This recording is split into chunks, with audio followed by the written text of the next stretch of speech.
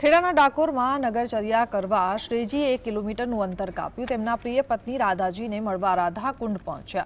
રાધાજીના મંદિરમાં ભગવાન કાળિયા ઠાકોરને સોનાના વરખવાળી ચાંદીની ખુરશીમાં બેસાડવામાં આવ્યા। ભગવાન વર્ષમાં એક જ વખત રાધાજીને મળવા આવે છે।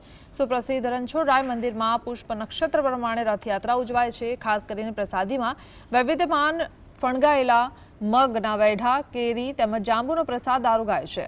અહીંથી લાખોની સંખ્યામાં ભાવિક ભક્તો શોભાયાત્રામાં પણ જોડાય છે।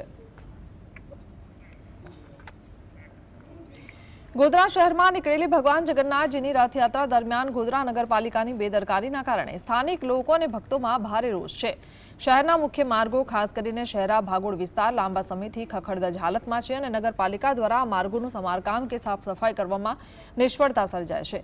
રથયાત્રાના રોડ પર રસ્તાઓની ખરાબ સ્થિતિ અને કાદવ કીચડના કારણે ભક્તોને ભારે હાલાકીનો સામનો કરવો પડે છે।